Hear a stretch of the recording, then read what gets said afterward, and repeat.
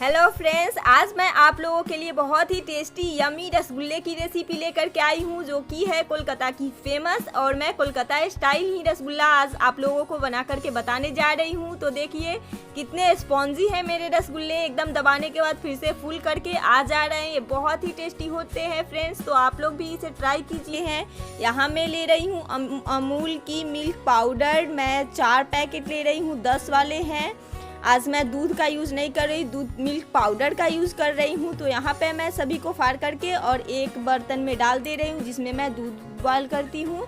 तो उसमें सभी को डालने के बाद मैं इसमें अब डालूँगी पानी, जो कि इस बड़े वाले बाउल से मैं इसमें 3 बाउल पानी ऐड करूँगी। यहाँ पे मैं पहले 2 बाउल पानी ही ऐड कर रही हूँ, फिर उसे मिक्स करके।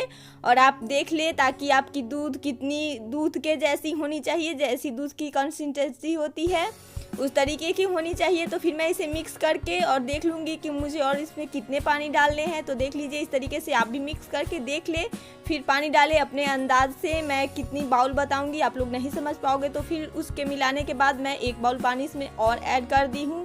और इसे अच्छे से मिक्स करनी है। सबसे इम्पॉर्टेंट काम यही है कि इसमें लम्स नहीं होने चाहिए।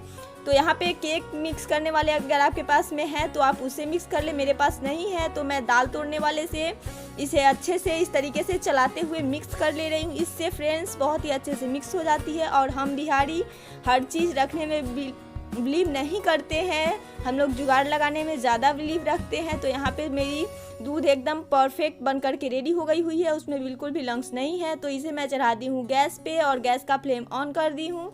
अब मैं इसे अच्छे से उबाल आने तक इसे बॉयल कर लूँगी। तो इसे मैं चढ़ा करके और चलाती रहूँगी। तब तक मेरी यहाँ पे एक और स्टेप है, जो है मैं यहाँ पे दूध को फाड़ने के लिए ले रही हूँ विनेगर मैं लूँगी इस वाले बड़े वाले स्पून से 2 स्पून लूँगी और उसमें ऐड करूँगी अब 2 स्पून पानी और उन्हें मिक्स करके मैं एक साइड में रख लूँगी। तब तक मेरे दूध जो है उसमें अच्छे से उबाल आ गए हैं। तो मैं इन्हें चलाते हुए कुछ देर तक इन्हें अच्छे से बॉयल कर लूँगी दूध को। जब दूध में अच्छे खासे उबाल आने लगेंगे, उसके बाद मैं अपने विनेगर वाले जो मैं बना करके रखी हुई थी वाटर के साथ में, उसे इसमें ऐड करके और छेना को फाड़ लूँगी। तो देख लीजिए मेरे दूध बहुत ही अच्छे से बॉयल हो चुके हैं। तो अब मैं थोड़ा थोड़ा करके विनेगर इसमें ऐड कर दे रही हूँ, इससे मेरे छेना बहुत ही अच्छे से फट के आ जाएंगे। तो इसमें मैं ऐड कर दी। तो देख लीजिए डालते ही डालते दूध किस तरीके से फट गए हैं और मेरी छेना एकदम दिखने लगी है ऊपर ऊपर। तो कुछ इस तरीके की कलर हो जाएगी इसकी। तो आप गैस का फ्लेम ऑफ कर दीजिए। तो मेरी छेना जो है बहुत ही अच्छे से देख लीजिए कुछ इस तरीके की हो गई है फट करके। तो मैं गैस का फ्लेम ऑफ कर दे रही हूँ और इसे 2 मिनट तक इसी तरीके से छोड़ दीजिए। और उसके बाद मैं इसे छान लूँगी एक कॉटन के कपड़े में। आप कॉटन का वाइट कपड़ा ले, कोई सा भी, उसे साफ़ सुथरा अच्छे से साफ़ करके आप ले लीजिए। मैं यहाँ पे एक कॉटन का कपड़ा ले रही हूँ, उसे डाल दे रही हूँ एक छन्नी में और नीचे है एक बड़ी सी बर्तन। तो उसमें इस तरीके से मैं डाल करके अपना छेना जो है उसमें छान लूँगी कपड़े में। कॉटन का कपड़ा आप वाइट ही ले। तो मैं अपनी छेना को इसमें डाल दी हूँ और अब मैं इसे एक और बड़ी सी स्टेप है, वो है इसमें ठंडे पानी से आपको छेना को अच्छे से वॉश कर लेना है, ताकि उसमें विनेगर की टेस्ट बिल्कुल भी ना रहे। तो मैं इसे हथेलियों से अच्छे से, हाथों से, फिंगर से मैं इसे मिक्स करते हुए अच्छे से उसे फ्रेश पानी से कुछ देर तक मैं 1 लीटर पानी से इसे अच्छे से वॉश कर ले रही हूँ। तो आप देख लीजिए इस तरीके से हो गई है मेरी छेना। तो अब मैं इसे इस कपड़े में लपेट करके और इसकी जितना भी एक्स्ट्रा वाटर है उन्हें अच्छे से निचोड़ते हुए मैं निकाल दूंगी एक्स्ट्रा वाटर को। आपको ये वाला स्टेप जो है कुछ ज़्यादा देर तक करनी है, टाइम तो लगेगी बट आपको वाटर एकदम अच्छे से निकाल देनी है। इसमें सावधानी पूर्वक कुछ देर तक, थोड़ी टाइम तक इसे अच्छे से निचोड़ते हुए पूरे एक्स्ट्रा पानी को जो है आप निकाल दीजिए। तो मैं उसे निकाल करके साइड में रख दी हूँ। यहाँ पे ली हूँ 3-4 छोटी इलायची है, उसे मैं इसमें डाल के कूट ले रही हूँ। थोड़ी देर कूटने के बाद उनके छिलके मैं हटा दे रही हूँ और उनके बीज को मैं कूट करके पाउडर बना ले रही हूँ, क्योंकि मेरे पास इलायची पाउडर नहीं है। तो मैं जुगाड़ू, आप लोगों को मैं जुगाड़ लगाने में ज़्यादा विश्वास रखते हैं। तो उसके बाद मैं यहाँ पे ले रही हूँ चीनी, जो कि मेरे बड़े वाले दाने की चीनी है। तो मैं बड़े वाले स्पून से ½ स्पून चीनी को इसमें डाल करके और कूट करके इसे थोड़ी सी बारीक कर ले रही हूँ, महीन कर ले रही हूँ। तो आपके पास अगर पतली वाली चीनी हो, छोटी वाली, तो आप बिना कूटे ही इस्तेमाल कर सकते हैं। उसके बाद मेरी छेना की जो है जितनी भी एक्स्ट्रा वाटर है वो निकल गए हुए हैं। तो उसे मैं एक बड़े वाले बर्तन में निकाल के रख ले रही हूँ। आप देख सकते हैं छेना किस तरीके की है, इसमें बिल्कुल भी पानी नहीं है। तो मैं इस तरीके से इसे मसल करके और डाल दूंगी और अब इसे बहुत ही अच्छे से मसलना है। मैं इसे थोड़ी देर मसलूंगी इसी तरीके से हथेलियों से और उसके बाद इसमें ऐड करूंगी अपने होममेड इलायची पाउडर, जिससे कि बहुत ही अच्छी फ्लेवर आती है रसगुल्ले में। तो इस तरीके से कुछ देर तक आप पहले उसे मसल दें, फिर उसके बाद इसमें इलायची पाउडर ऐड करें और उसके बाद मैं इसमें ऐड करूंगी वो है चीनी, जो कि मैं पतले करके इसे कूट करके रखी हुई थी। और उसके बाद इसमें ऐड करना है थोड़ा सा बेकिंग पाउडर। अगर आपके पास है तो आप 2 चुटकी ऐड कर दीजिए बेकिंग पाउडर। अगर आपके पास बेकिंग पाउडर नहीं है तो आप बेकिंग सोडा का भी यूज कर सकते हो, जो कि एकदम 1 चुटकी से रखना है आपको।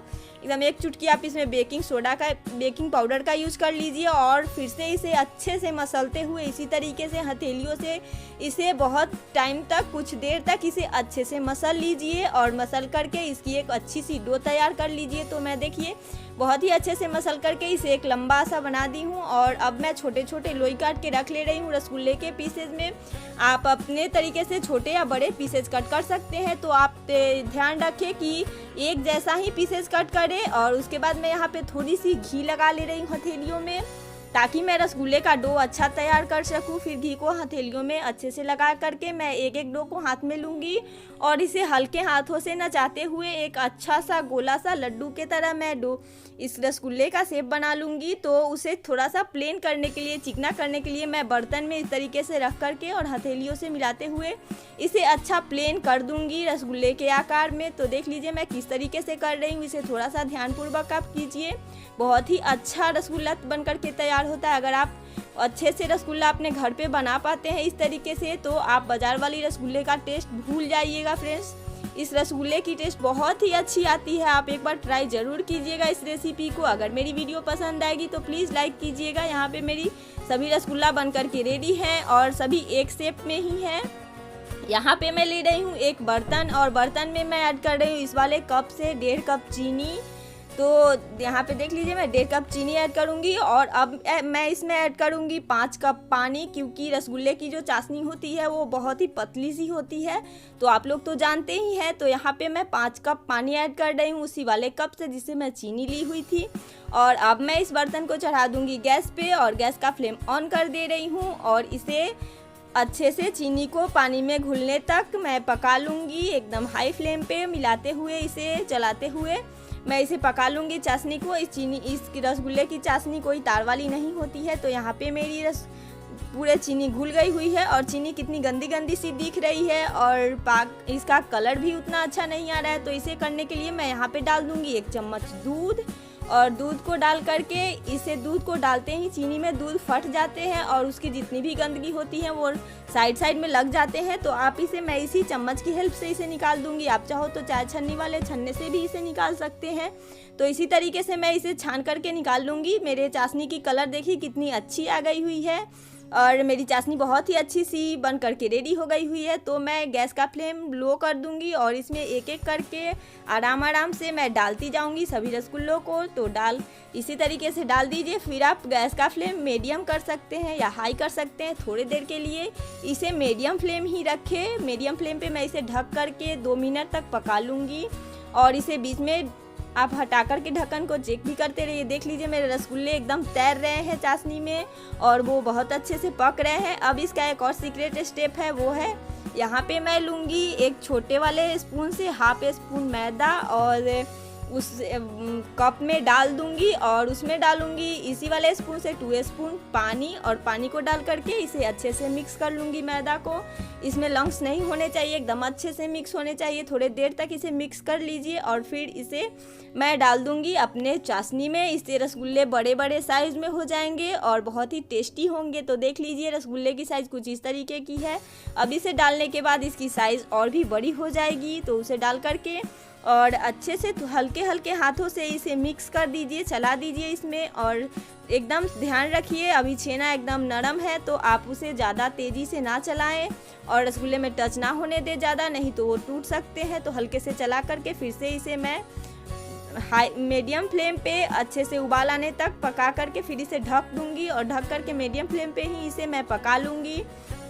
देख लीजिए यहाँ पे उबाल आने लगे हैं। मेरे पास ज़्यादा बर्तन भी नहीं है, जितने कम बर्तन हैं तो ज़्यादातर मेरे फ्रेंड्स के पास बहुत सारे बर्तन नहीं होते हैं, तो मैं उन लोगों के लिए वाली रेसिपी लेकर के आई हूँ ताकि बहुत ही कम बर्तन में और कम चीज़ में बहुत ही आसानी से टेस्टी से रसगुल्ले की लुफ्त वो लोग भी उठा सकते हैं। तो देख लीजिए रसगुल्ले की साइज़ एकदम दोगुनी हो गई हुई है, अब उबाल आने लगी है और मैं ये वाले बर्तन में बना रही हूँ। अगर आपके पास में कुकर है, कढ़ाई है ढक्कन वाले, तो आप उसमें भी बना सकते हैं। तो इसी तरीके से मैं ढक्कन को हटा करके जब उबाल आने लगेंगे मैं हटा दूंगी, फिर से इसे ढक दूंगी और इसे आप 20 से 22 मिनट तक पका मीडियम फ्लेम पे पका ले। और जब आपके रसगुल्ले डबल हो जाए और वो थोड़े थोड़े से फटने लगे तो आप समझ जाइए कि मेरे रसगुल्ले रेडी हैं। तो यहाँ मेरी भी रसगुल्ला रेडी हो गई हुई है बन करके।